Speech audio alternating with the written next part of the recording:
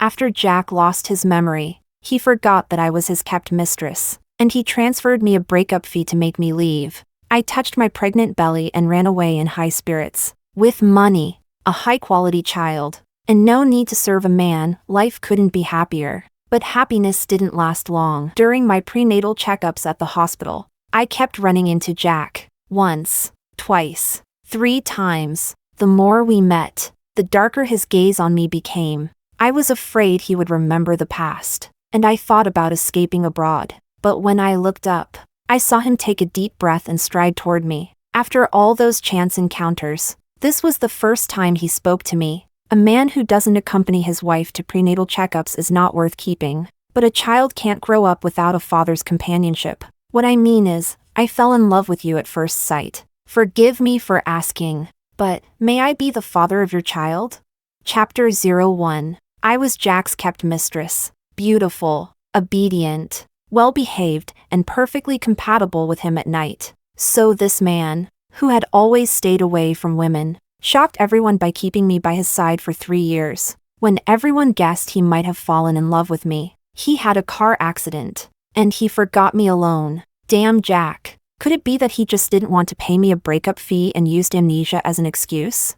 That was my indignant suspicion. On the phone, Jack's assistant Diego was delivering the verdict, Jack's arrangement for me after his amnesia. He spoke very tactfully. Miss Grace, after losing his memory, President Jack feels bewildered by his past behavior of keeping a mistress. He doesn't believe he had any feelings for you, and he refuses to see you again. I'm sorry, but you must move out of the villa in the Rose Garden within 2 days. The Rose Garden Villa was the place Jack had set up for me. It was also where I had shared a bed with him for 3 years. After living there so long, I had somewhat considered it home. Inside the villa, I had decorated with the pink lace I loved. In the garden, I had planted large swaths of my beloved sunflowers. So when I heard I had to leave, I felt a pang of melancholy. But his property was his decision, and so was his money. I nodded weakly, already prepared to leave empty-handed. Then Diego's tone shifted as he added, President Jack is not without compassion. Hearing that you stayed with him for 3 years, he feels you deserve some compensation. He has transferred you a breakup fee and given you an apartment in the 4th ring. His only request is that you never entangle yourself with him again. The moment he finished, I received a text. A 7-figure sum had been deposited into my bank account. My melancholy instantly vanished. In my mind, fireworks burst uncontrollably, bayou, exploding with joy. The corners of my lips curled upward uncontrollably, and I quickly promised Diego, don't worry, I'll move out not in 2 days, but today, and I will never appear in front of your President Jack again. This time, I was truly smiling my way to fortune. I had money, and a baby with excellent genes in my belly, and I no longer had to serve a man who could never be satisfied at night. Hee, I really hit the jackpot. Chapter 02. Yes, I was pregnant. I loved children.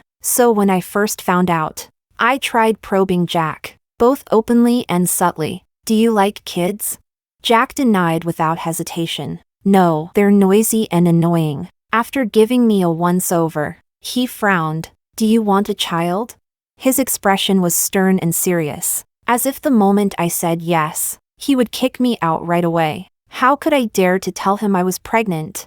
I quickly shook my head and firmly denied it. Of course not. I actually dislike children a lot. Besides, with our kind of relationship, we can't have children. No name, no status. I thought my answer was flawless. It fully expressed Jack's feelings of detachment. But somehow, Jack acted like he had eaten poisonous mushrooms and suddenly went crazy. What kind of relationship do we have?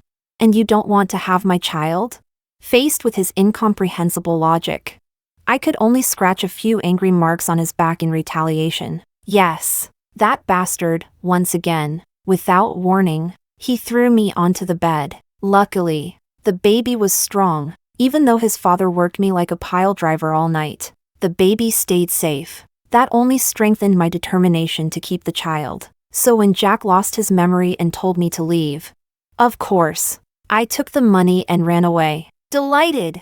Chapter 03. That very day, I asked Assistant Diego to handle the property transfer paperwork. I moved into the new apartment overnight and happily began my peaceful pregnancy life. In the daytime, I took walks, cooked, and painted commissions. At night, I read books, listened to music, and liked videos of handsome men on my screen. Back when I was Jack's kept mistress, I never had such good days, because that lunatic Jack once said every time I liked a video of a handsome guy, we had to do it once. Sure, he was handsome, skilled, and I did enjoy it, but after too many times, my waist truly suffered, so I had to secretly watch handsome men's videos, and I didn't even dare to press like. Now, I was finally free. In a single day, I could fall in love with 108 handsome men, sending red hearts one after another, and every time, the next video was always the most handsome one, with material abundance and spiritual joy. Life couldn't be happier. The happy days passed quickly, and in the blink of an eye, it was time for a prenatal checkup. Just the thought of meeting my baby, even though it was still just an embryo, filled my heart with bubbles of joy. So much so, that I accidentally overlooked the tiny flicker of unease in the depths of my heart. Chapter 04. I never imagined I would see Jack at a hospital in the fourth ring. In the hospital lobby, among the bustling crowd, I spotted him at a glance. A white bandage was wrapped around his head, and he wore the blue and white striped patient's gown, probably because of the injury. His smooth, black hair had been shaved down to a buzz cut, but that didn't affect his looks in the slightest. On the contrary, it made his features even sharper, more striking, impossible to ignore. When his gaze swept past, I panicked and lowered my head. I could feel the burning heat of his eyes above me. Inwardly, I wailed. He was a rich young master with power and influence. If he wasn't being treated in a private hospital, then surely he would be sent to the top tier, elite public hospitals. What on earth was he doing in such an ordinary fourth-ring public hospital? As I grumbled silently in my heart, the gaze above my head had already moved away. I cautiously looked up, only to see Jack's back disappear into the sea of people. I patted my chest and let out a heavy breath. It's fine. It's fine. It will definitely be fine. He had lost his memory. He had already forgotten me. So even if he saw me, it didn't matter. In his eyes, I was now just a stranger. While comforting myself, I walked toward the obstetrics department. Chapter 05. In 2025, there weren't many pregnant women coming for prenatal checkups. Getting a number, waiting to be called, everything was fast and convenient. The checkup went smoothly too. When I received the ultrasound photo of my baby, and the doctor told me he was healthy, I was both nervous and thrilled. His arrival allowed me to feel the bond of blood again after losing my family. He was the miracle I had created in this world. Even though he wasn't born yet, it was impossible not to love him. Impossible not to want to keep him. As I looked happily at the ultrasound photo, I wondered how to preserve it. This was my baby's very first picture in the world. First, I had to laminate it, then find a beautiful frame, and then, ouch! Someone rushing in the opposite direction bumped into me. I didn't have time to dodge and collided straight into him. In my panic, I couldn't keep my balance, but then a strong arm wrapped around my waist, steadied me, and quickly let go. Once I regained my footing, I looked at the ultrasound photo that had fallen to the ground. Still shaken, I touched my belly. The man who had bumped into me tossed out a half-hearted apology without stopping, then hurried away. Frustrated, I cursed him silently, then bent down to pick up the photo. I blew the dust off it, and when I looked up to thank the kind stranger, he was staring down at the ultrasound photo in my hand, and when my gaze fell on that familiar face, I froze. Sharp brows, piercing eyes, a high nose bridge. The man who had just steadied me and saved my baby was Jack. My mouth fell open, but the words thank you refused to come out. Jack glanced at me a few times, then at the ultrasound photo again. The icy mask he always wore in public shifted from the chill of a 1,000-year glacier to the frost of a 10,000-year snow peak. The look in his eyes made my heart pound nervously. I was terrified he would remember everything and force me to abort the baby. Or worse, keep the child but get rid of me, so I would never see my baby again. The more I imagined, the more frightened I became, until I blurted out, "The child isn't yours." The moment it left my lips, I regretted it. Jack had amnesia. Why was I spouting nonsense and practically confessing on my own? I forced a stiff smile and quickly covered it up. Haha. I was just joking, handsome. Thank you so much. My husband wasn't around just now. And thank goodness you helped me. Otherwise I wouldn't know how to explain it to him. This baby is the heir my family has been longing for. Waiting for years. The more I babbled, the smoother my lies flowed. But Jack's face grew darker and darker. In the end, he couldn't stand my nagging like some old lady. Without a single word in response, he turned coldly and walked away. God, that was terrifying. Next time, I absolutely had to switch hospitals for my prenatal checkups. Patting my chest, I watched his back disappear and thought so with determination. Chapter 06. After that day, I spent a few days at home, nervous and on edge. Other than one phone call from Assistant Diego, asking if I wanted to keep the big pink teddy bear from my bedroom, I didn't receive any more news about Jack. I let out a long sigh of relief,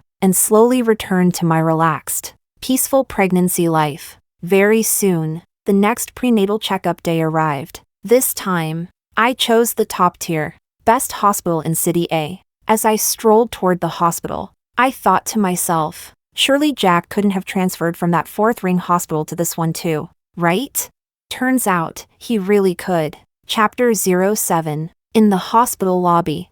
When I saw Jack not far away, I was completely stunned. Jack had sharp instincts. In an instant, he looked my way, his brows faintly furrowed. He was probably wondering why I had suddenly come to this hospital. After all, one doesn't casually switch hospitals for prenatal checkups. What kind of cursed coincidence was this?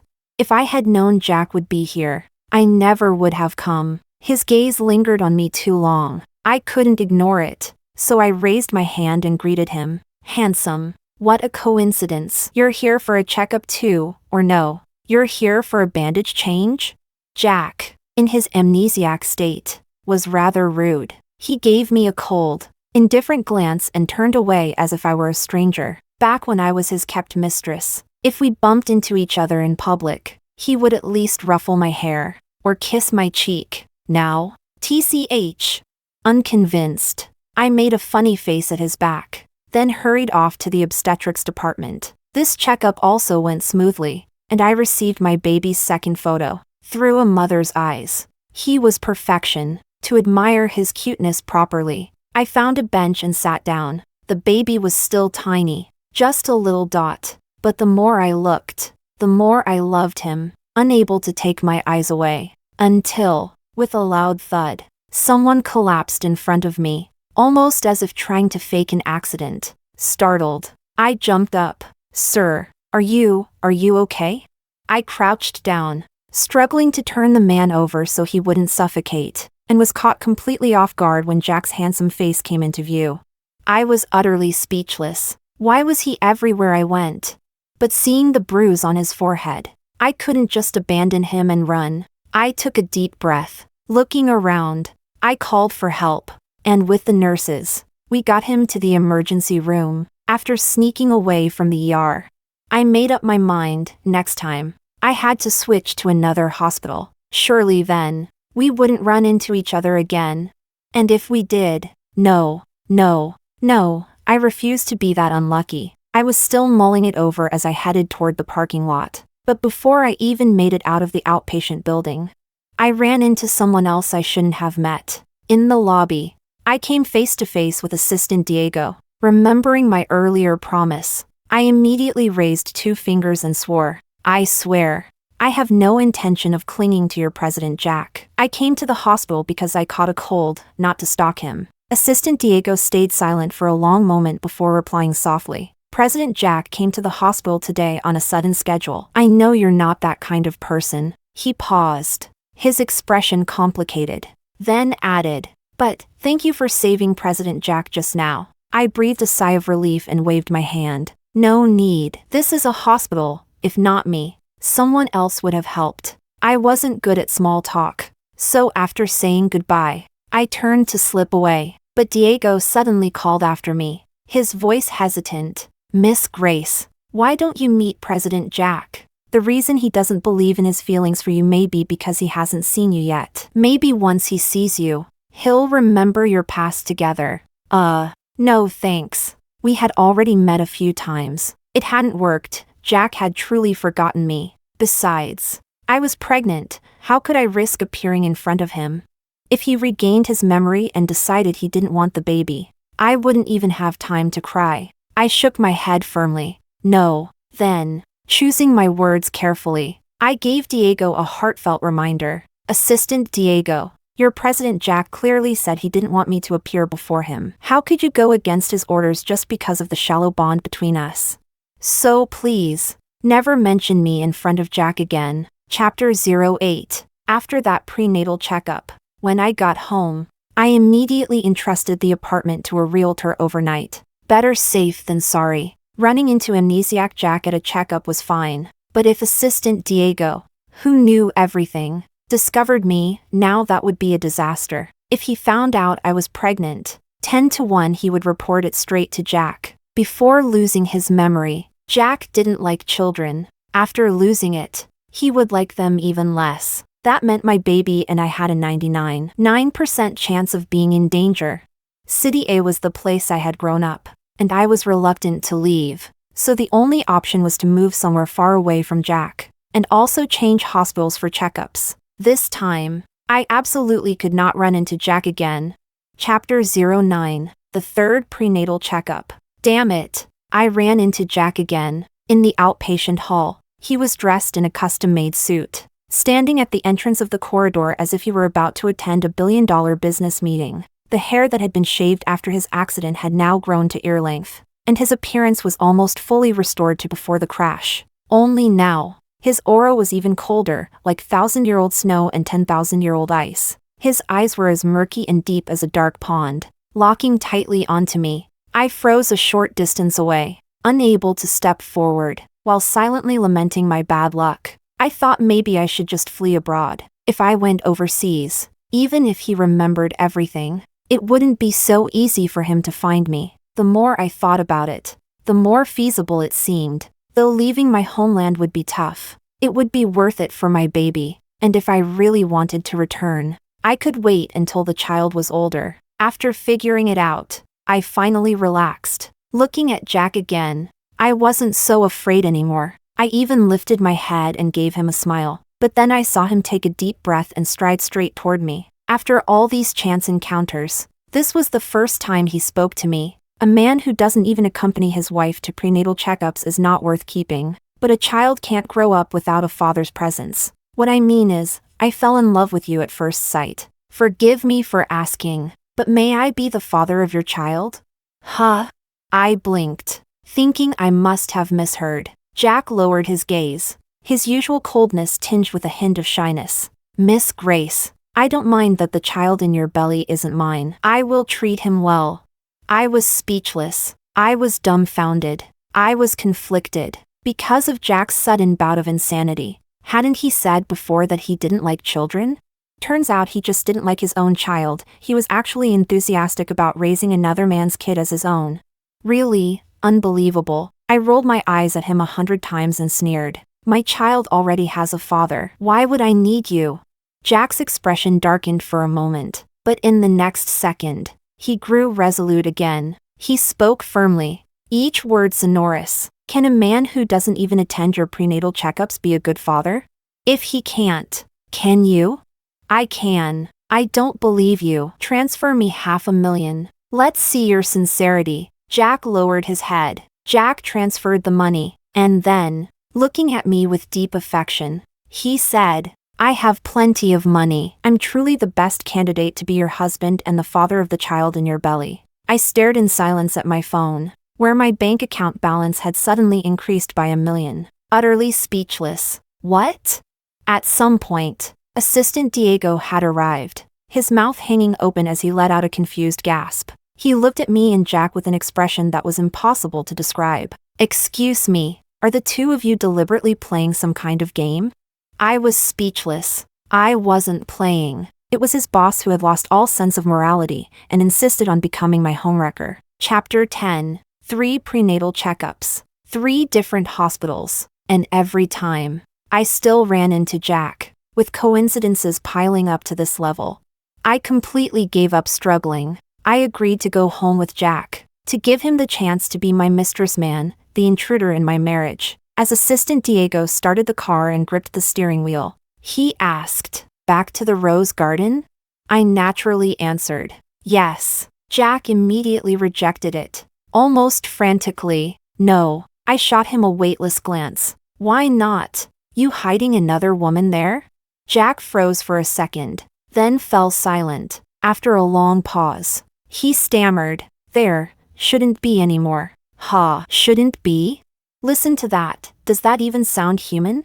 The more he spoke, the softer his voice became. I had a car accident recently and lost part of my memory. According to Assistant Diego, I had a girlfriend before, but I can't remember her at all. I swear I have no feelings for her, and I've already gotten rid of her. What I love now is you. From the first moment I saw you, I felt we should be together. Oh, so you feel nothing for me anymore? Expressionless. I listened to his words of so-called devotion. Meanwhile, highly educated, highly intelligent Assistant Diego looked dumbstruck. He sneaked a glance at me, desperately winking at Jack. "You must remember her." But Jack's brain short-circuited, completely missing the signal. He declared with absolute certainty, "I don't remember." Then turned to me with deep affection. "You're the one I like. I don't care that you've been married, or that you're carrying someone else's child. I want to marry you." "Oh right.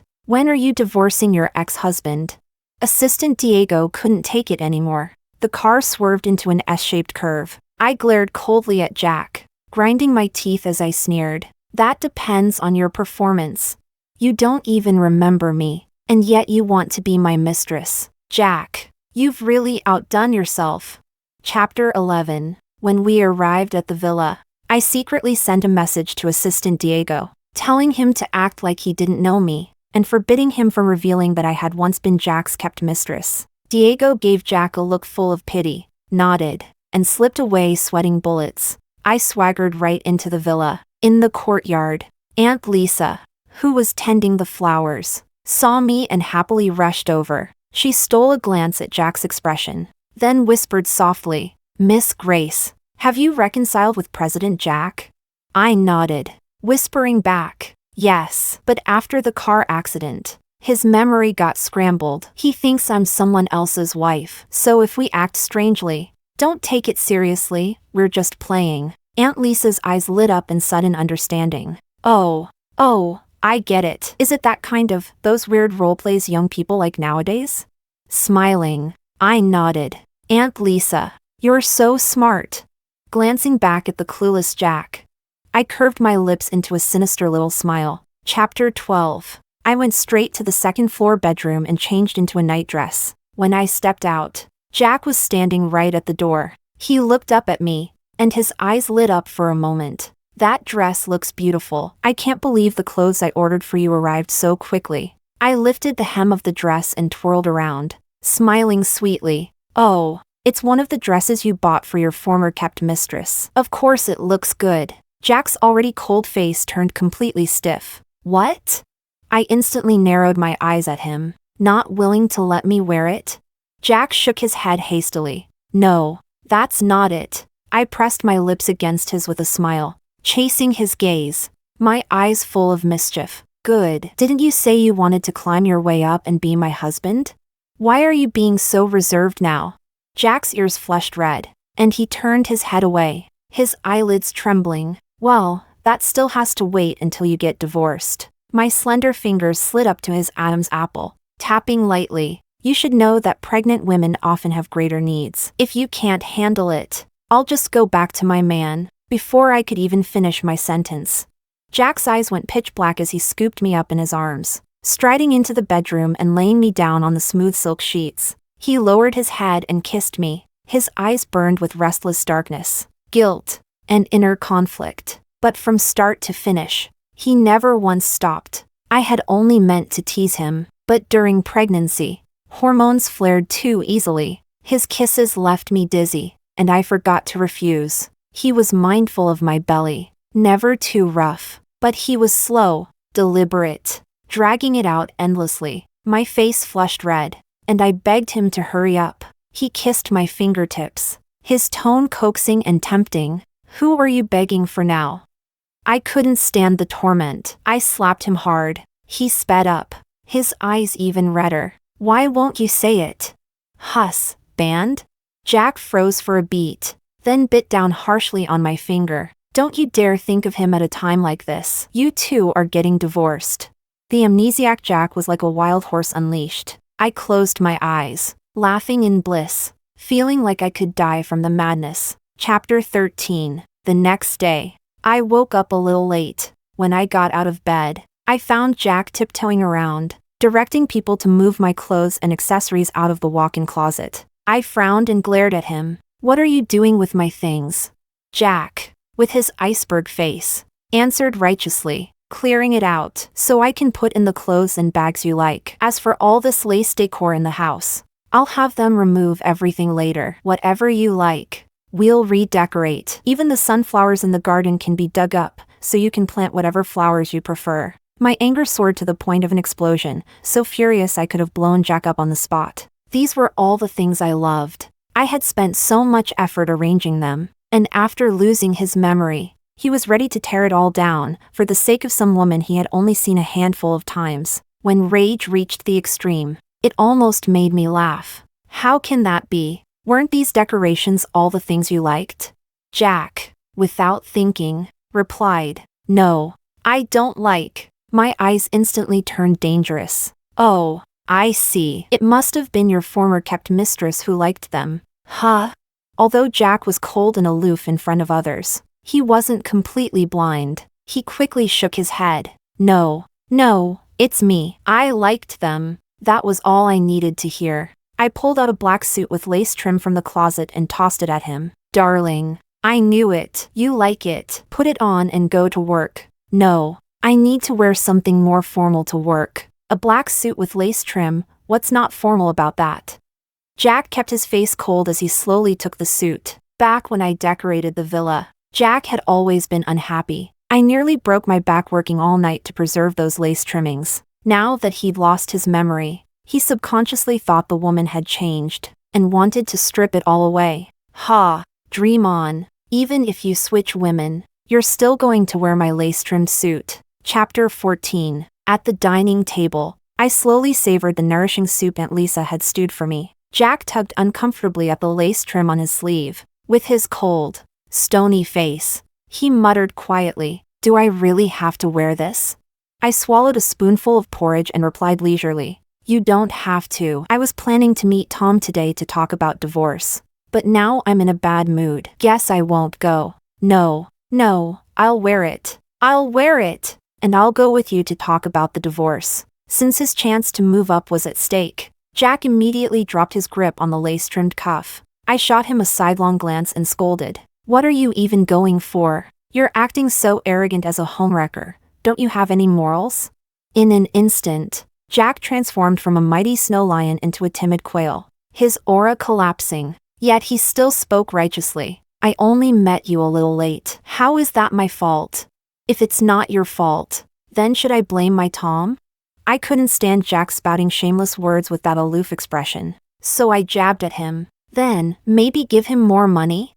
I widened my eyes and coughed lightly. Yes, you'd better give him more. My Tom really loves me. That afternoon, Tom himself, that is, the actor I had hired, received a large sum transferred by assistant Diego. Diego called me afterward, his tone low and gloomy. Miss Grace, if you keep playing President Jack like this, once he regains his memory, he won't get mad at you. But I'll be the one in trouble. If he fires you, just take all the dirt you've gathered on him these past weeks and sell it to his rivals. Diego instantly brightened. That's a great idea. I added another layer of reassurance. Besides, this is just some kind of role play between me and your President Jack. It has nothing to do with you as his assistant.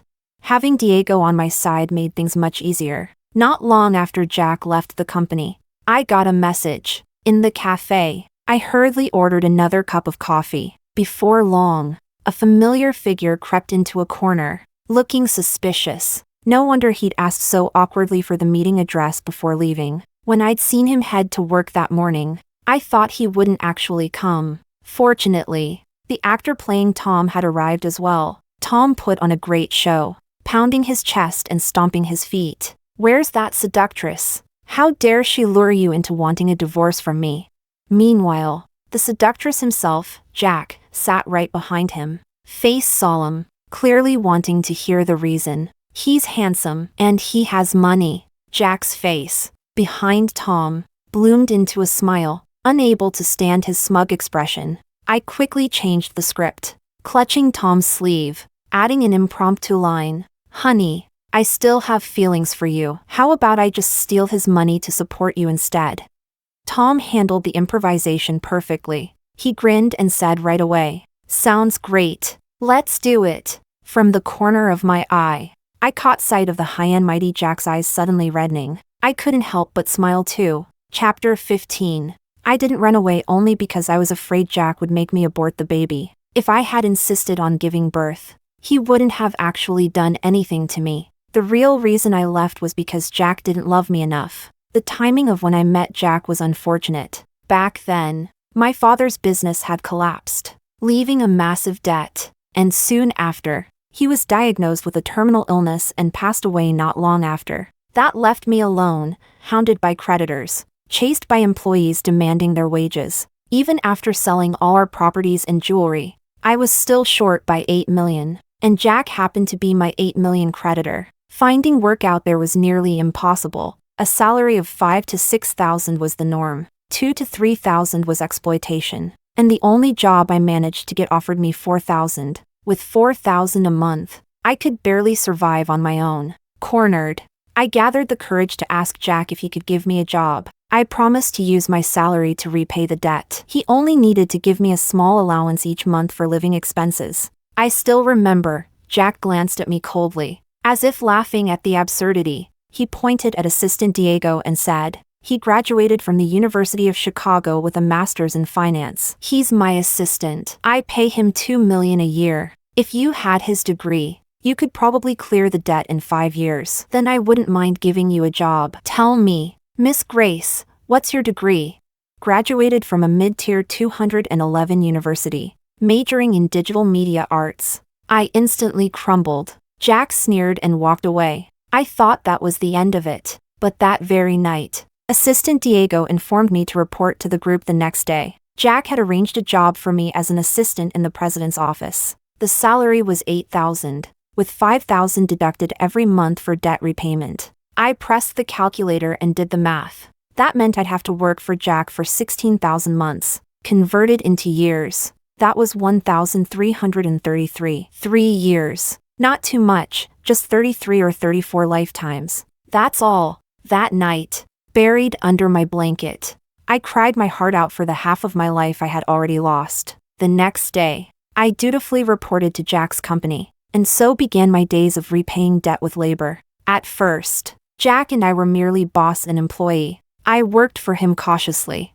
trembling with fear of mistakes. He issued orders sternly, without mercy, but within less than 3 months, 2 spiked drinks ruined us both. Our relationship turned impure. That same day, he had Assistant Diego arrange a residence for me, and obediently, I handed in my resignation letter. From then on, even when Jack treated me well, I always doubted whether he truly loved me. I loved Jack, so I became insecure and anxious. I did love lace decorations, but not to the point of filling an entire villa with them. What I loved was Jack's frown and his indulgence in letting me have my way regardless. He never denied he cared for me. He was sure I had a place in his heart. But the unequal nature of our relationship was always a thorn stuck in my throat. When he said he didn't like children, I panicked. I feared. I was afraid that because I had a child, he would stop loving me. That was why, after he lost his memory, I resolutely decided to leave. What I didn't expect was for his morals to be so low, that he would fall for me, a woman he believed to be married to someone else. The good news was, I no longer needed to worry about him not liking children. The bad news was, I now questioned his character. Chapter 16. Immoral Jack didn't come home after work. Assistant Diego said he was working overtime, but no one knew why the sound of a kettle boiling water kept coming from his office. I'd always known Jack loved to put on a front. In public, he was the aloof flower on a high peak, but in private, he was a crybaby. Even with me, he always kept up appearances. Whenever something upset him, he would usually wait until I was asleep before holding me and crying quietly. This was the first time I'd ever heard of him crying outside. It made me feel a little guilty. I started to wonder if maybe I had played the game too harshly. Sigh. Forget it. I'll tell him the truth in a couple of days. Chapter 17. At 1 in the morning, half asleep and groggy, I heard Jack finally return. He had showered before coming into the room. Climbing into bed, he wrapped his arms around my waist and immediately started crying. Woo-woo. Do you still love him? Just because you met me a little later. How could you love him instead? Woo-woo. You're even using my money to support him. Aw. I don't care, you can support him, but you're not allowed to love him. And the baby in your belly, he can only have me as his father. The more I listened, the more ridiculous his sobbing became. I rolled over and slapped him, signaling for him to quiet down. He was disturbing my sleep, but this guy just cupped my hand and kissed it. Then, still choking with sobs, he muttered, "Wife, you smell so good." He stopped crying altogether and started turning perverted. Feeling his damp fingers, I was speechless. Honestly, it would have been better to let him keep crying. Chapter 18. I settled into a pregnancy care routine at the Rose Garden, sometimes watching videos of handsome men, sometimes teasing Jack. Life was happy and pleasant, until one day, on a whim, I started rummaging through the gifts Jack had given me. I found a small jewelry box with a diamond ring inside. A silver band, dazzling diamond. The design was simple, yet exactly to my taste. With trembling hands, I slipped it onto my ring finger. It fit perfectly, as if it had been custom-made just for me. Holding it up to the light, I noticed tiny engraved letters on the edge. J Love G. So, was this an engagement ring meant for me? Clutching the box, I ran downstairs to ask Aunt Lisa, who was cooking. Aunt Lisa, when was this box put into my gift room? Busy with the soup. She glanced at it and replied, "The day you left." I found the box under the wardrobe and figured it was something President Jack gave you. So I put it with the gifts. My throat went dry, my heart pounding wildly. I immediately called Assistant Diego. Before Jack's accident, was he planning to propose to me? Receiving a definite yes, I couldn't help but laugh and cry at the same time. Just a little more, and I would have married Jack. Hearing my reaction on the other end, Diego was silent for a while before adding, "President Jack also knew you liked children while keeping up his fitness. He even consulted doctors about fertility matters. Before he lost his memory, all his future plans included you." Diego went on, "After he lost his memory, he wanted you to leave City A. But knowing he had been so close to proposing, I took it upon myself to only make you leave the Rose Garden instead. Please don't doubt President Jack's love for you. Even if he forgot you after the accident, he still fell in love with you again, even when he believed you were a married woman." After hanging up, I sat there stunned for a long time, happy, yet a little sad. Jack had never been annoyed by my antics, but I had never dared to truly believe him. If love is 100 steps, then I would always be one step behind him. Chapter 19. I sent Jack a message, asking him to come home early tonight, but he misunderstood. I waited until I fell asleep, and he still hadn't come back, until later that night, when his sobbing woke me again. "Woo-woo, wife, is it because you don't want to use my money to support Tom anymore? So you told me to come home early just to break up with me?" "I don't want to break up. I can't live without you. Back when I first saw you in the hospital, I felt so safe, so at peace. I want to be with you forever. Woo-woo, wife. I don't want to leave you." I stroked his tear-soaked cheek, soothing him. "I won't leave you. We'll be together forever." Jack's sobs paused. He lifted his head, hurriedly wiping away his tears. In a second, he turned back into Mr. Cool Guy. "No more Tom." Although his voice was still choked with tears, I nodded and spoke softly. "There's no Tom. There's only you." I held him close and told him about our past. Even showed him our photos together. Jack stared at me, half believing, half doubting. Really? Really? If you don't believe me, ask assistant Diego. Jack nodded and said okay. That night, we fell asleep in each other's arms. Chapter 20. The next day, assistant Diego called me. President Jack asked me if the canary he kept before was you. I said yes, but he didn't seem to believe me. He gave me this really weird look. What exactly did you tell him last night? I told the truth. What was it that Jack didn't believe? Soon, I found out how Jack's mind worked. He used a side account to post on some forum. The title was, "My wife is teaming up with my assistant to trick me. Should I expose them?"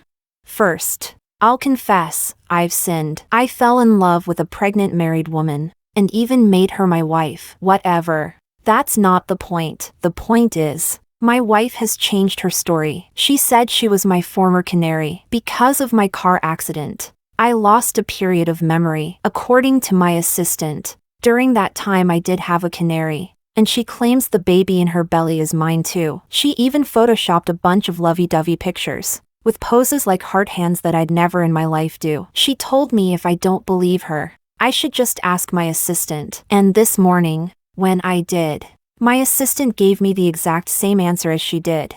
I don't actually want to expose them. I won't investigate further either. I just want to know, what can I do to make my wife believe that I really believe her words?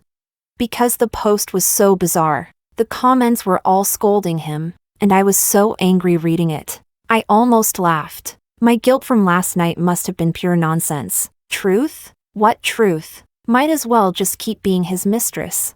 Chapter 21. When Jack came home that night, I put on a long face and said, "My Tom always steps into the house with his left foot first. Not like some people who step in with their right." He stood there, cold-faced, quietly staring at me. I immediately mocked him with sarcasm. My Tom always smiles so sweetly. Not like some people who are always gloomy. So annoying. Jack tried to lift the corners of his lips, but his smile was painfully stiff. I rolled my eyes again and continued, "Ugh. My Tom has such a beautiful smile. Not like someone whose smile looks like he's crying." Pa, the sound of the light switching off. It cut off my momentum to keep mocking him. Jack pounced on me like a madman, biting at my lips. "Don't mention Tom. You can't mention him. Don't. I hate him." The whole time I couldn't make a single sound except muffled whimpers. Jack was truly furious. He didn't care about keeping up his cool guy facade anymore, crying while doing it. I almost wanted to cry too. From pleasure.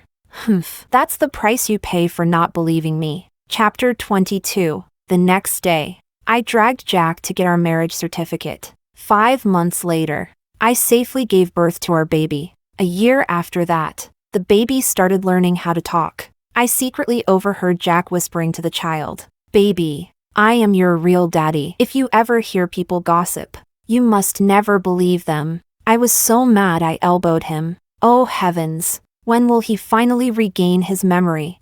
Chapter 23. When our child was 3 years old, one night I accidentally mentioned Tom, who by then had already become a movie king. Jack exploded with anger. He fussed the whole night before finally letting it go. When I woke, he was sitting against the headboard, staring at me without blinking, half asleep. I leaned up to kiss his face, and instinctively complained, "Tom is already a film emperor. What's wrong with me watching just 2 episodes of his drama? You're way too jealous. Besides, I have nothing to do with him." The next second, Jack covered my mouth. His tone was flustered and embarrassed. "I know, don't say it." Normally, I'd have to reassure him over and over before he'd calm down. But today, something was off about him. I snapped my eyes open wide and saw Jack's face flushed red, lips pressed tight. A sudden thought hit me. Did your memory come back?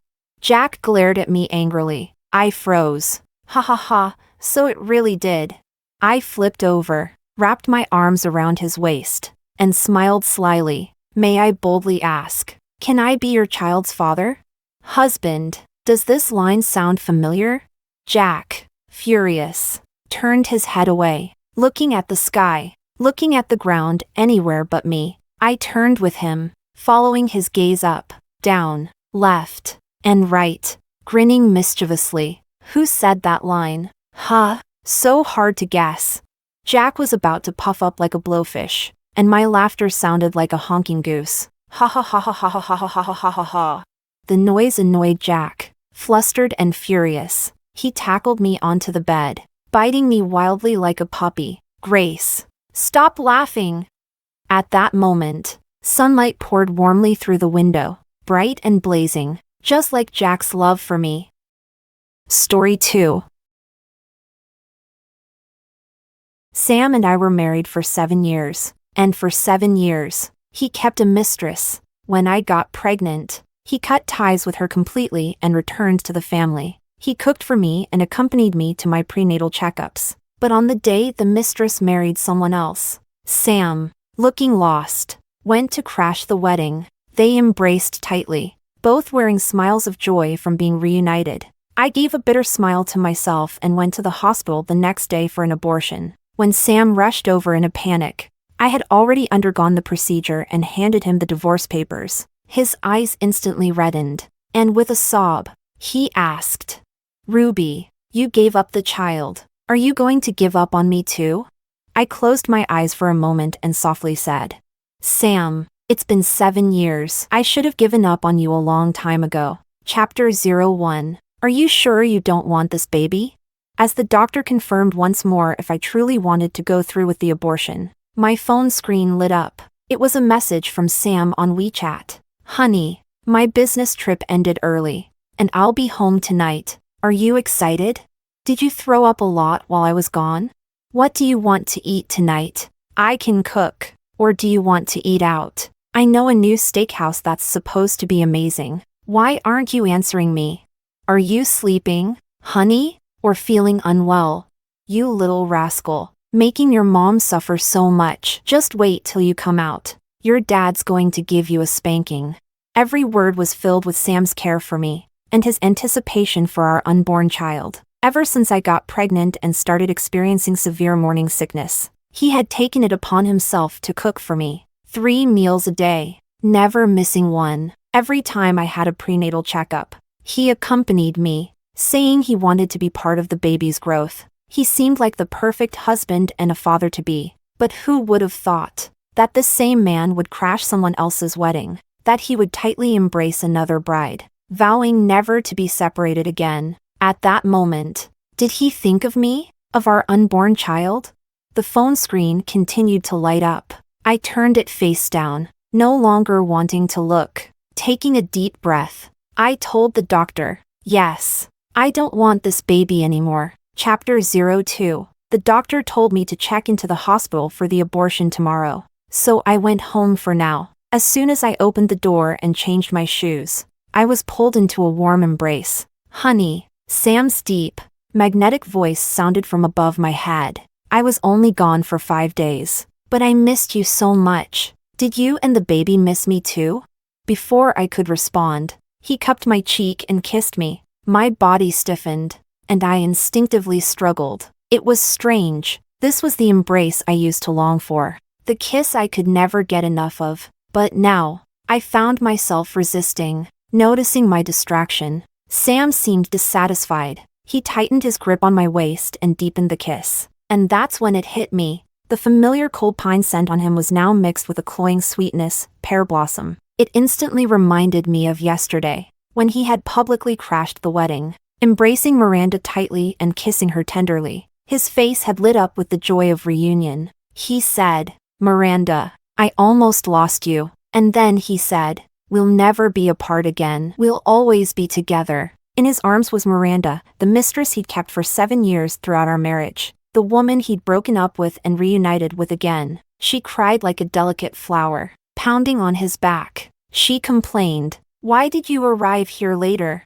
Just a little longer, and I would have married someone else." They hugged and kissed in the rain. It was just like a scene out of a romance novel. The crowd, unaware of the truth, snapped photos of them, a handsome man and a beautiful woman. How romantic. And I, Sam's wife, I was just an outsider, standing in the shadows, secretly watching their happiness. The thought of Sam's arms, holding someone else yesterday and then coming to hold me today, made my stomach churn. I bent over and dry heaved. Sam quickly supported me, concerned. "What's wrong?"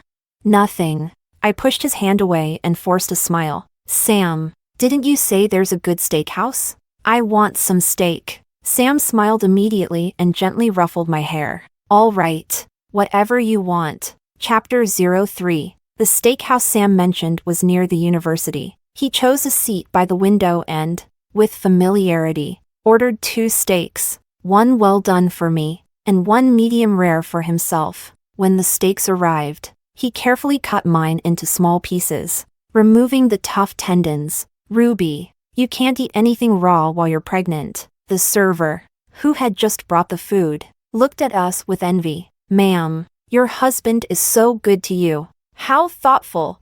I smiled, saying nothing, only looking at Sam across the table. I remembered that he never ate beef, or anything raw or undercooked. Once, I had my friend Olivia, who was studying in Japan, send me a bluefin tuna so I could make him sashimi. He didn't even look at it before throwing it out. Coldly, he said, "Ruby, I don't eat raw food. We've been married for so many years, and you still don't remember that?" Yet here he was, eating piece after piece without hesitation. The restaurant's old decor, dim lighting, clashed with his tailored suit and polished demeanor. After 3 years of dating and 7 years of marriage, I knew exactly what kind of person Sam was. Proud, aloof. He would never set foot in a dingy little restaurant like this. The only explanation was that it was for his mistress, Miranda. Steak was Miranda's favorite. This was the place he often took her. For her, he had learned how to cook, learned how to be thoughtful. Every change he made was for another woman. If I hadn't gotten pregnant, would he have cut things off with Miranda? Would he have come back to our family? I thought. Most likely not. A lump formed in my throat, and a sharp pain spread through my chest. At that moment, Sam's phone screen lit up. He immediately swiped it open, and a few seconds later, a doting smile appeared on his face. I asked him, "What's making you so happy?" The moment he looked up at me, the tenderness in his eyes hadn't fully faded. He chuckled lightly. "Just a cute video of a kitten. If you like them, after the baby is born, we can get one." I responded with a simple, "Oh." Suddenly, I asked him, "The weather is nice tonight. Can you take me to the beach?" Sam froze for a moment, then instinctively refused. "There's some work I still need to deal with at the office." Even though he had just returned from a business trip, lowering my gaze, I opened my social media. Among the people I followed, a user with a kitten as their profile picture had posted something new. Romantic preview. Tonight, we'll chase the blue tears together. Chapter 04. Sam still drove me home. He didn't know that as soon as he stepped out, I followed him. Miranda is a mid-tier romance blogger. Her profile picture? The kitten she and Sam had adopted together. I discovered Sam's affair thanks to that very profile picture. It started when he was on a business trip, and we had a video call, even though he never liked pets much. Suddenly, a fluffy blue golden British shorthair appeared behind him. It was really cute. Except for one thing, this cat had a shorter tail, as if it had been injured. That made it very easy to recognize. "Sam, where did the kitten come from?" "A colleague's," I asked casually, and he answered casually. But that's when I started to uncover his affair. After that day, I randomly came across a video of that exact kitten. The account owner was named Pear Blossom, and her profile picture was the same kitten, presumably the owner of the cat. Sam's colleague? I clicked into her page, hoping to see more videos of the kitten, but the more I watched, the more alarmed I became. In her posts, Sam kept appearing. At first, it was just the corner of his clothes, a glimpse of his watch. Then it progressed to his back, pictures of them holding hands during the Qixi festival. Eventually, there were even photos of them lying in bed, kissing. As I kept scrolling, I reached the very first post, dated 7 years ago. In the photo, Sam had just married me and had just taken over the company. Full of confidence and ambition, he had gone to a university to give a speech as a successful entrepreneur, and Miranda was the person assigned to greet him. Her caption read, "Striving to be closer to successful people." From that point on, it was a chronicle of a college girl relentlessly pursuing her idol. It was only then that I finally realized where Sam had spent all those holidays and anniversaries he missed. I also learned about the twists and turns in their relationship. 2 months ago, they broke up. Pear Blossom posted a month's worth of breakup diaries, one after the other. Then, one day, she stopped being sad and announced her upcoming wedding. The wedding date was yesterday. Pinned at the top of her profile was a post from the early hours of yesterday. It showed 2 hands, fingers intertwined. On their ring fingers were matching wedding bands. "For the rest of our lives, we will never be apart again." Just now, a new post appeared. The blue tears did not disappoint, like tracing the path of the Milky Way. "And neither did you. Happy to be reunited." Chapter 05. I watched them from a distance for a long time, standing there as they kissed. I stood there long enough for them to leave hand in hand before I finally let out a bitter laugh and started walking home. The house was cold and empty. This was the home Sam and I had shared since our wedding. But for years,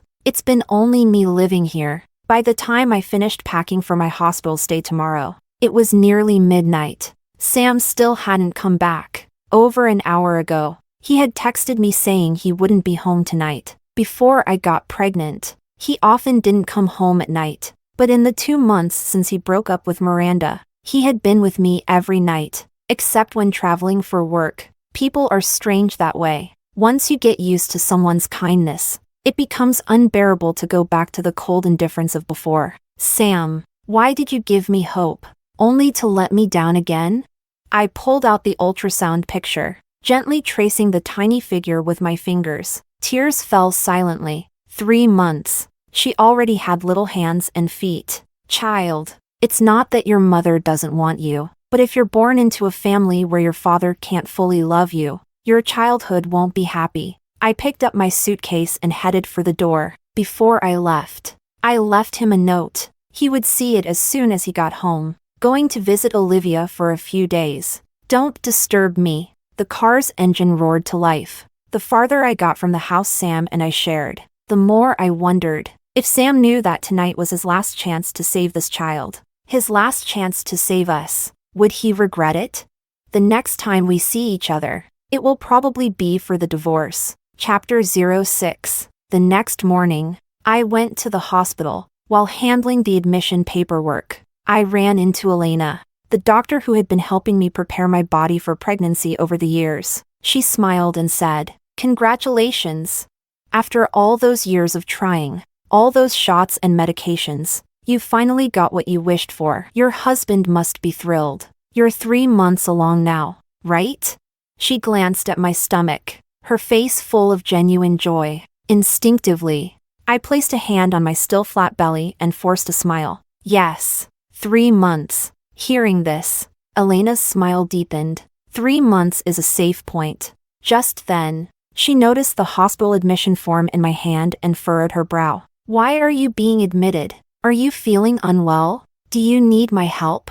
Looking at her concerned expression, I suddenly felt a lump in my throat, fighting back the tears that threatened to fall. I shook my head. "Doctor, the reason I'm being admitted is, it's for an abortion." Elena's frown deepened. "Why would you have an abortion? Is there something wrong with the baby's development?" "No, it's because of me," Elena sighed, her face full of regret. "This child wasn't easy to come by. You've been coming to see me for pregnancy treatments for, what, 7 years? I still remember the first time I saw you, holding your husband's hand, begging me to help you have a child. You know this might be your only chance to be pregnant. Does your husband know you don't want this child?" I shook my head lightly. Elena's expression shifted to one of understanding, and I knew she got it. She gently patted my shoulder, her face filled with sympathy. "Girl, if your parents knew how much pain and sadness you're going through, just imagine how much their hearts would ache. If normal parents knew their daughter was suffering like this, they would want to tear that man apart. But I don't have parents. Sam is my only family in this world. He's the one who gave warmth to my life when I lost both parents at 18. And at 21, he gave me a home. Over the years, as his career took off, He started neglecting me more and more. I didn't blame him. I always thought, if we had a child, maybe his heart would finally settle down. Maybe our cold, empty house would feel like a home. And I was right, in a way. I'll never forget the moment I told him I was pregnant. He was over the moon. He picked me up and spun me around in circles. He said, "Ruby, honey, I've never been this happy. I'm going to be a dad."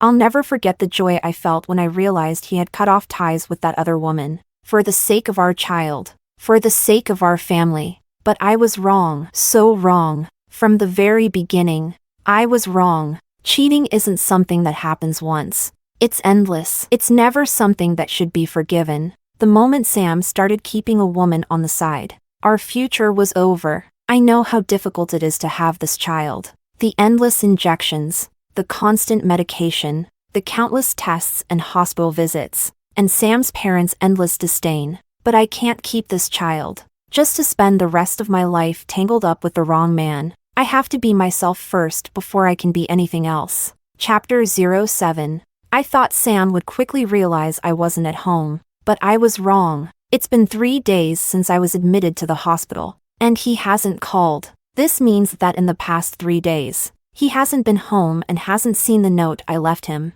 Miranda is back, and Sam has returned to being the cold and distant man I know. Here's your medication for today. I took the 3 small white pills from the nurse and swallowed them silently. These pills, called misoprostol, would easily end my child's life. The nurse told me I should walk around after taking the medication. So, I wandered through the hospital, quietly waiting for the medication to take effect. When I reached the outpatient clinic, from a distance, I suddenly saw 2 familiar figures. My husband, who I hadn't seen for 3 days, was accompanying another woman to her appointment. Miranda's delicate face was full of grievance. "Sam, I don't know why this pain is happening. It's because you're too good. Don't be mad at me, okay?"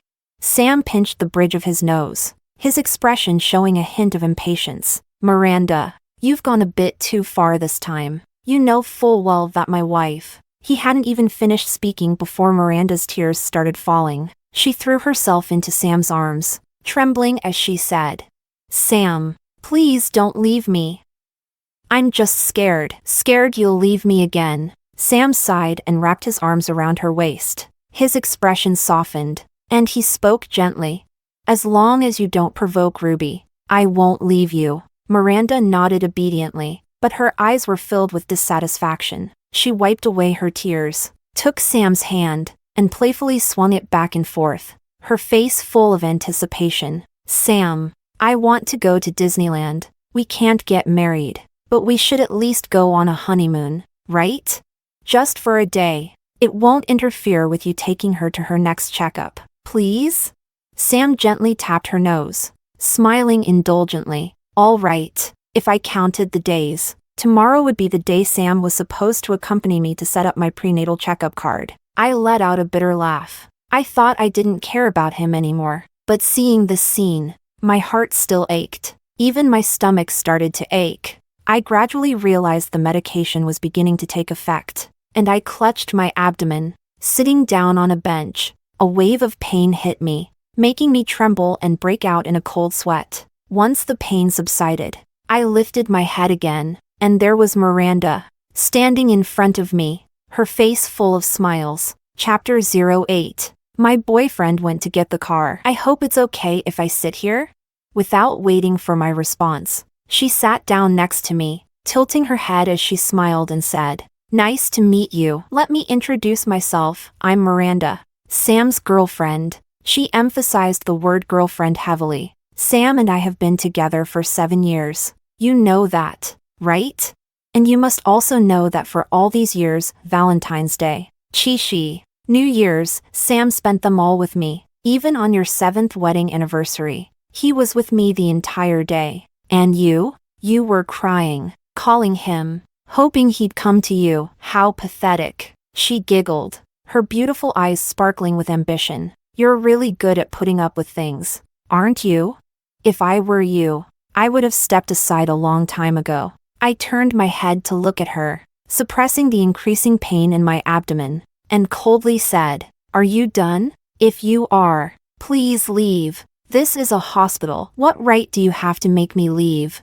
Miranda raised her voice, questioning me. Hearing this, I suddenly raised an eyebrow and smiled. The only reason you're telling me all of this is because you know you'll never marry Sam. As long as we're not divorced. You're nothing but the other woman. Miranda shot up from her seat, tilting her chin up and looking down at me. She stamped her foot, furious. You're only holding on because of that piece of meat in your belly. If you weren't pregnant, Sam wouldn't even want to look at you.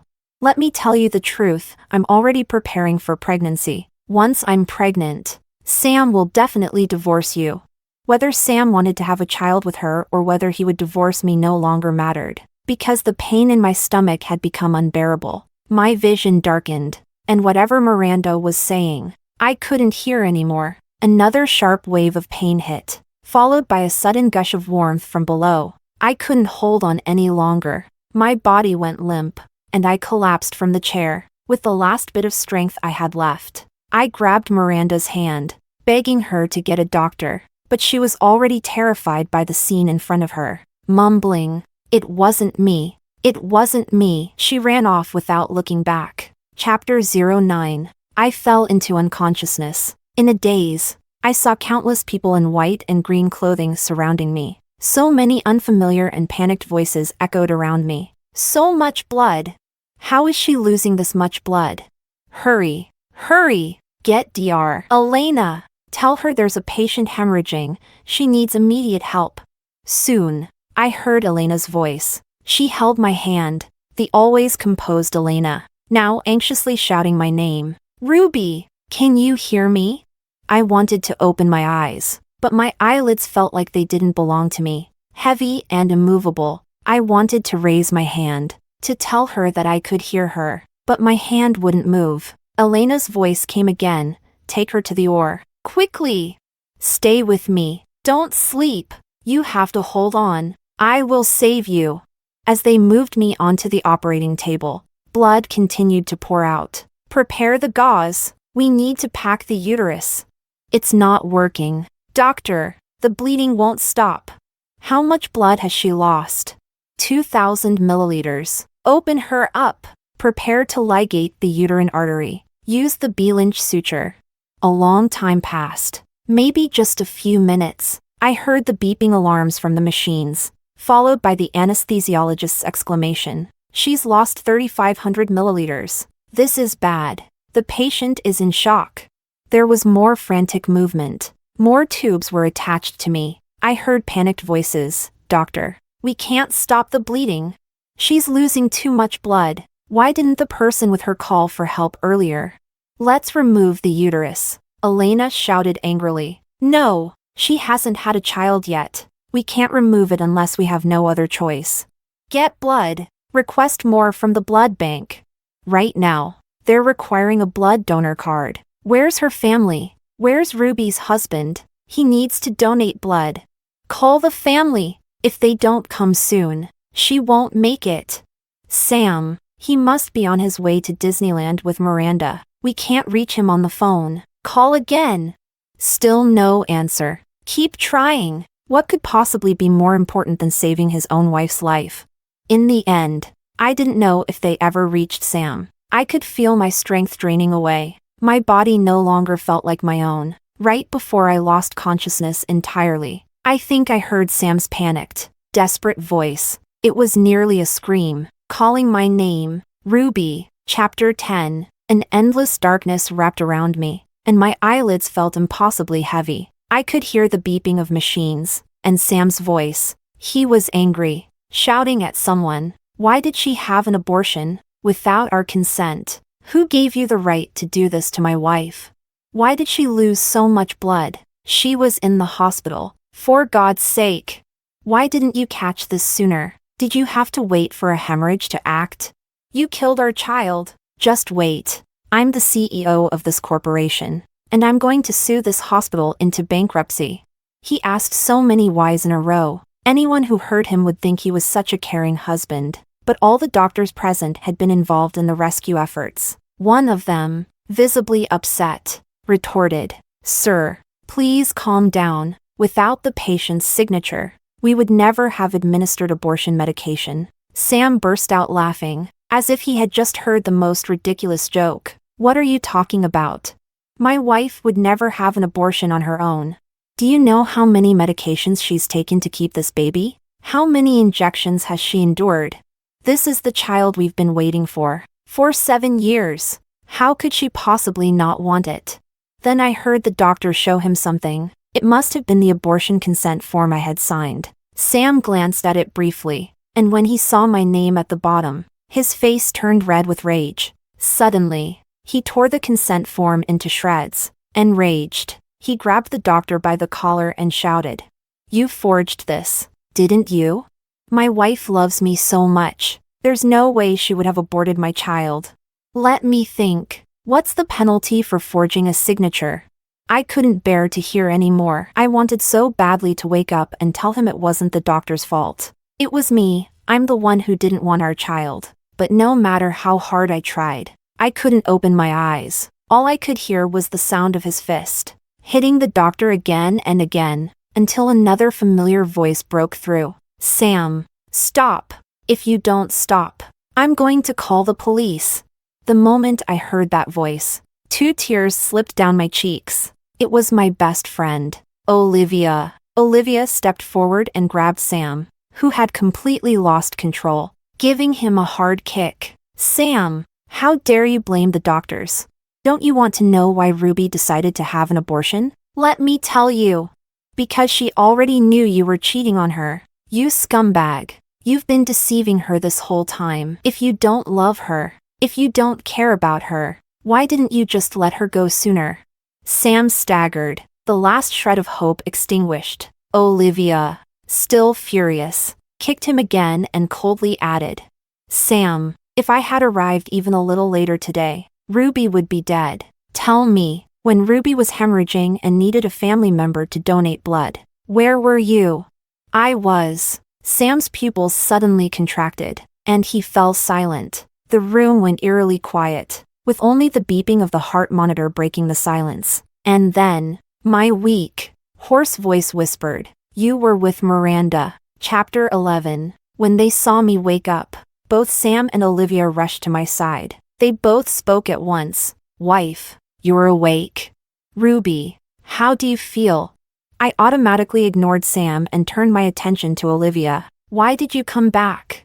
The night before I was admitted to the hospital, my heart was in turmoil. After thinking it through, I realized that Olivia was the only person I could confide in, but I didn't expect that this dear friend would fly all the way from Japan just for me. She saved me. Olivia's face was still pale from donating blood. Her eyes filled with tears as she held my hand, her face full of worry. "Ruby, I was so scared. I almost lost you." I held her hand tightly, my voice soft as I comforted her. "Don't cry. See? I'm fine now. We're going to be best friends for life." After reassuring Olivia, I turned my gaze to Sam, who had been standing behind her the entire time. "Sam." I called his name. He quickly pushed past Olivia, rushing to my side, his eyes filled with affection and concern. "I'm here, wife. I was wrong. I know I was wrong. I promise. From now on, I'll always be by your side. I also promise I'll cut off all contact with Miranda. I'll delete her number right now." I interrupted him, my throat tightening. "Sam, don't call me wife. It disgusts me." "What?" Sam froze. "I said you disgust me." After I said it, I looked straight at him. I watched as the despair filled Sam's eyes, and the faint glimmer of hope shattered. Dressed in a light pink suit, perhaps because he had planned to go to the happiest place on earth with the girl he liked, Sam looked tall and handsome, as refined as ever. From 18 to 28 years old, time hadn't left a mark on his face. He was still so dazzling, even more mature and composed now. And me? For 10 years, I tied my heart to him, my emotions rising and falling with his. I was consumed by fear and uncertainty, losing myself completely. I no longer wanted to live like this. I pulled the divorce papers, which I had long prepared, from my bag and handed them to him. "Sam, let's get divorced." Chapter 12. Sam's body swayed violently, Almost unable to stand, his eyes suddenly turned red, and he let out a sob. Ruby, you've given up on the baby. Are you going to give up on me too? I closed my eyes for a moment, speaking softly. Sam, it's been 7 years. I should have given up on you a long time ago. If I had known about your affair earlier, I wouldn't have waited this long to decide on a divorce. Do you think you hid it well? Foolishly thinking you could have women outside while keeping your marriage intact at home? Let me tell you, your Miranda has already posted everything about your relationship online. If you had come home these past few days, you would have seen the note I left and known I wasn't home. Maybe you could have even saved our child. Sam's entire body trembled. Shaking his head repeatedly, he clutched the thin divorce papers. His eyes filled with regret, crying hoarsely, like a child who's done something wrong. He kept repeating the same 2 phrases. Forgive me, Ruby. I won't divorce you. I'll cut all ties with her. My dear Ruby, give me a chance. Let me make it up to you. I shook my head and firmly refused. No, I'm not worthy. Do you know? Even though I knew about your affair, I was overjoyed when I saw you return home for the sake of our child. I knew you loved me, that you cared about the baby. Otherwise, you wouldn't have broken up with Miranda. But you think coming back to the family and liking Miranda aren't in conflict, don't you? I had spoken so much, and I was truly exhausted. My patience had worn out. Look over the property division terms. If everything looks fine, sign the divorce papers. But suddenly, Sam went crazy, tearing the divorce agreement to pieces in a frenzy. He hugged me tightly, almost manically. I won't let you leave me. What I owe you, I will repay. Bit by bit. I'll cook for you every day. Stay with you every night. I'll even donate blood, as long as I can see you. I frowned and was about to speak when Olivia interrupted. Sam, do you not understand human language? Ruby said she doesn't want to see you. I'm here to take care of her. And if needed, we can hire a nurse. You staying here is only making it harder for Ruby to recover. Sam's eyes flashed angrily, ready to argue, but he was suddenly stunned by the entertainment news coming from the television behind him. Breaking! Corporate CEO secretly dating a social media star. Rumor has it they've rekindled their romance.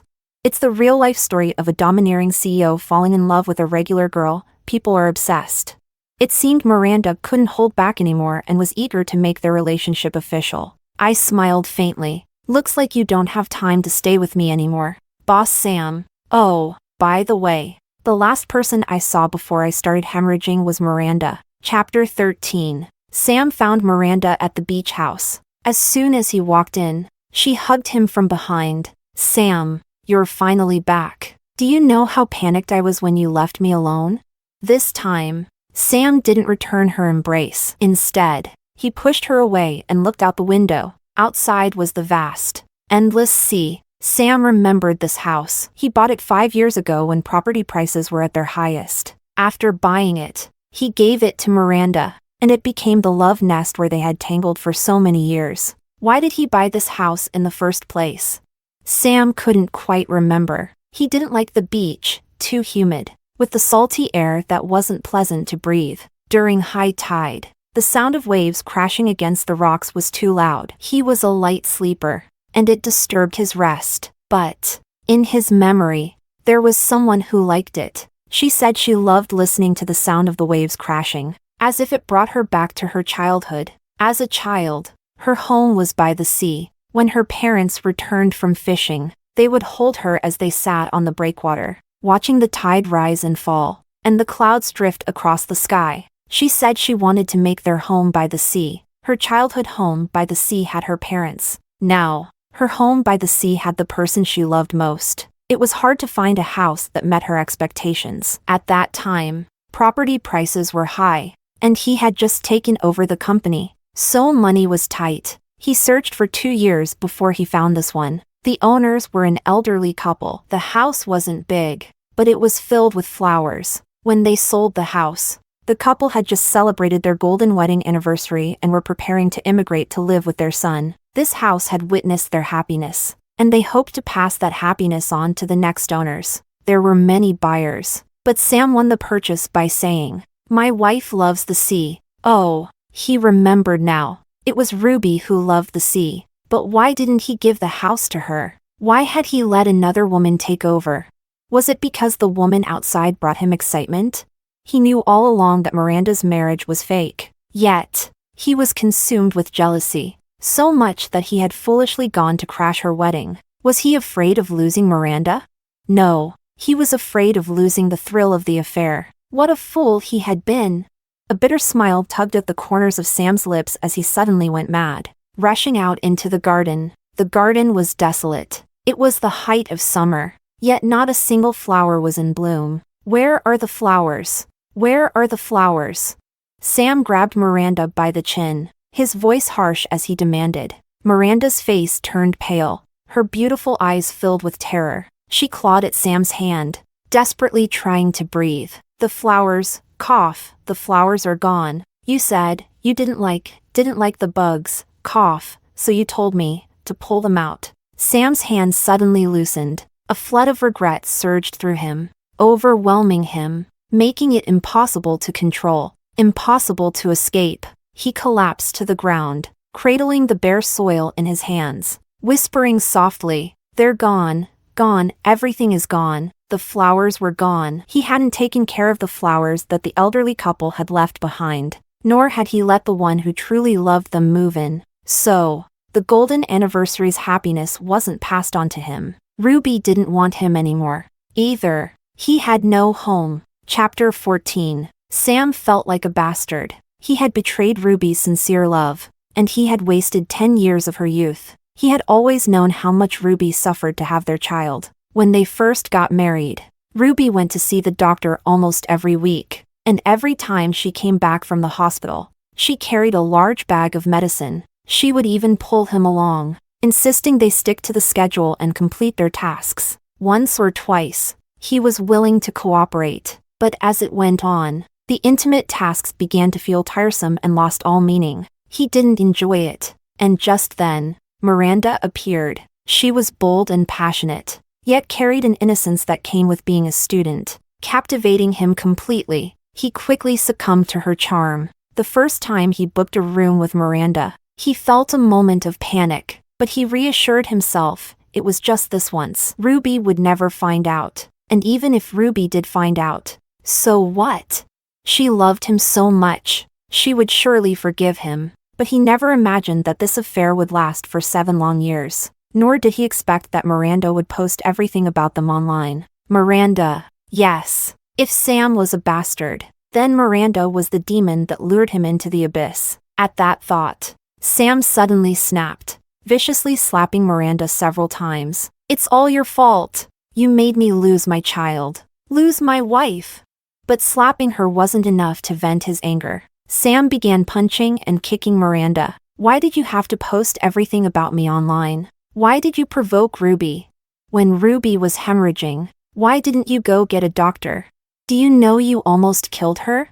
One punch after another, Sam hit her with all his strength, as if blaming everything on Miranda. Soon, Miranda was barely conscious. She wiped the blood from the corner of her lips and let out a chilling laugh. "Yes, I knew I was the other woman, and I'm not innocent. But what about you? It takes 2 to tango. If your will was strong, would you have cheated? Sam, you regret it now? Too late." Sam kicked Miranda again, spitting, "You bitch." Miranda's eyes rolled back, and she coughed up blood. But Sam wasn't done with her. He grabbed her, dragging her towards the car. "Go apologize to Ruby. If she doesn't forgive you, I won't let you go either." But Sam never made it to the hospital with Miranda. Their shouting had already disturbed the neighbors and beachgoers. When they saw blood, someone quickly called the police and 120 emergency services. By the time Sam dragged Miranda out of the yard, the police had surrounded him. "Someone reported you for assault. You're coming with us." It was all thanks to Miranda for leaking the story to the paparazzi. The crowd recognized the fighting pair as the trending entertainment news headline of the day. Is this the domineering CEO falls in love with me story? More like domineering CEO beats me to death. This is the fastest scandal I've ever seen unravel. Wait, isn't this Sam married? Isn't this woman the mistress? cheating, abusive man, unfollow, unfollow, unfollow. Hearing the crowd's comments, Sam's eyes turned red, ignoring the police. He tried to hit Miranda again, but the police held him back tightly. Stay still.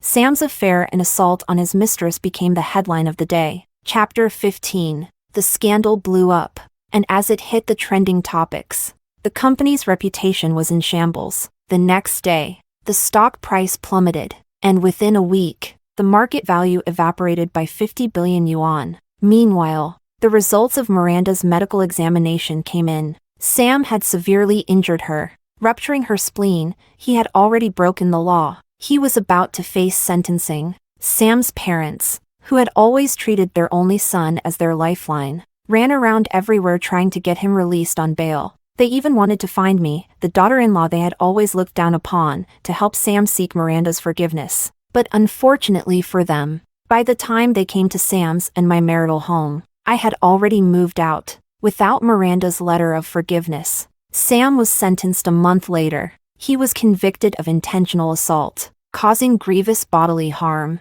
and sentenced to 7 years in prison. When the news reached me, I had already recovered and decided to embark on a world tour with my best friend, Olivia. I was going to make up for all the years I had lost being bound by marriage. Before leaving, I went to see him in prison. I slid the divorce papers through the small window. This time, Sam didn't hesitate. With his handcuffed hands, he picked up the pen and signed his name on the divorce papers. The company went bankrupt, and everything is being liquidated. We'll split the assets 50-50. I won't take more than what's fair. Use your time in prison to reflect. 7 years. How many 7 years do you get in life? I smiled, feeling at peace, and turned to leave. Behind me, I heard Sam's voice. Ruby, if I hadn't cheated, would things have turned out differently for us? I'm sorry. That day, when you said you wanted to see the sea, I didn't go with you. And when you needed me while you were hemorrhaging, I wasn't there either. I've already donated blood in prison. My blood couldn't save you, but it could save someone else. That gives me a bit of peace. Ruby, I really did love you. The last sentence was spoken with difficulty, filled with endless regret. I didn't look back, and I never would. The road ahead of me was bright and full of possibilities, and I would no longer be bound by anyone or anything. The world outside the detention center was so vibrant. The glow of the setting sun warmed my face. I closed my eyes and felt the lingering warmth of the September sunshine. Everything from the past was fading away. When I opened my eyes again, Olivia was standing on the side of the road, holding 2 suitcases and flashing a sweet smile at me. Ruby, time to catch our flight. I nodded firmly, taking one of the suitcases. I got into the taxi with her. I was ready to embrace my brand new life.